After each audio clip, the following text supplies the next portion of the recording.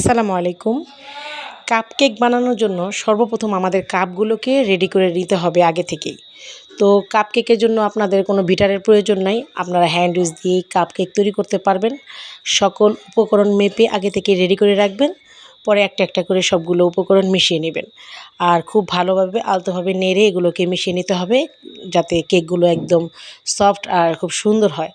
তো যেহেতু আমরা আগে থেকে কাপকেকের জন্য সবগুলো কাপ তেল ব্রাশ করে সব কিছু দিয়ে নিয়েছিলাম, এখন এগুলোকে আমরা মোটামুটি সেট করে রেখেছি।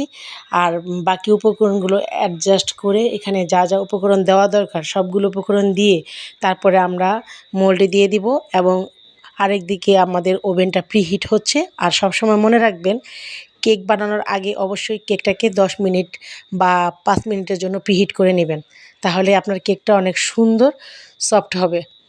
তো সবগুলো উপকরণ একসাথে ভালো করে মিশিয়ে এখন আমরা পাইপিং ব্যাগের মাধ্যমে প্রত্যেকটা কাপে দিয়ে দিচ্ছি। আচ্ছা, পাইপিং ব্যাগের মাধ্যমে কেন দিতে হবে? তাহলে আপনার কাপ কাপকেকগুলো খুব সুন্দর হবে আর কি, মেজারমেন্ট প্রত্যেকটা জায়গায় একই রকমভাবে পড়বে আর আপনার দিতেও খুব সুবিধা হবে। ইচ্ছা করলে আপনারা চামচ দিয়ে দিতে পারেন বা কাপ দিয়ে দিতে পারেন, কিন্তু সবচাইতে বেশি ভালো হয় পাইপিং ব্যাগের মাধ্যমে দিলে। তো যাই হোক, আমরা এখন আস্তে আস্তে সবগুলো কাপে কেক মিশ্রণগুলো ঢেলে নেব। তো কেক মিশ্রণগুলো ঢালার জন্য আমরা এক সাইড করে নিচ্ছি, কারণ চকলেট কেক আর ভ্যানিলা ফ্লেভারের কেক আমরা দুইটা আইটেম যেহেতু কাপকেক করতেছি, তো দুই সেট কাপ আমরা এখানে নিয়ে নিয়েছি।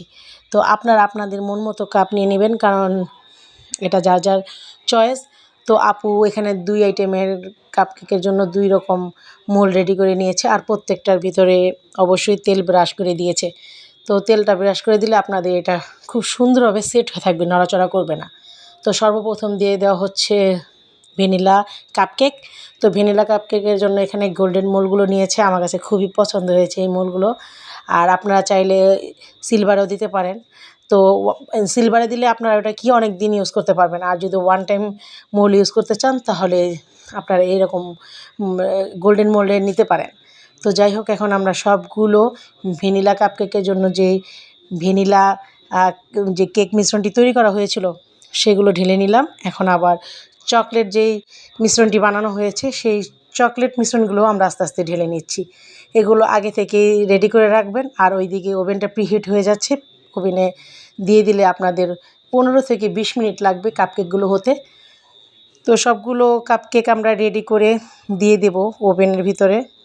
আর ছোটো ছোটো কাজগুলো যদি আপনারা আগে থেকে করে রাখেন তাহলে অবশ্যই যে কোনো কাজ আপনাদের কাছে সহজ মনে হবে। কাপকেক বানানোর আগে যদি আপনারা কাপগুলো রেডি করে রাখেন তাহলে এই যে আপনাদের জন্য সবচাইতে সুবিধা হবে, মনে হবে না যে কেক বানানো অনেক কঠিন কাজ।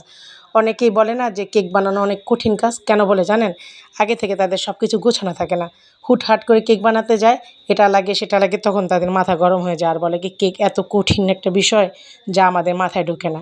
কিন্তু আমার কাছে মনে হয় কেক অনেক সহজ একটা বিষয়, মানে আপনি যদি সহজভাবে নিতে চান। তো সবাই ভালো থাকবেন আর অবশ্যই আমার প্রত্যেকটা ভিডিওকে লাইক করে দেবেন।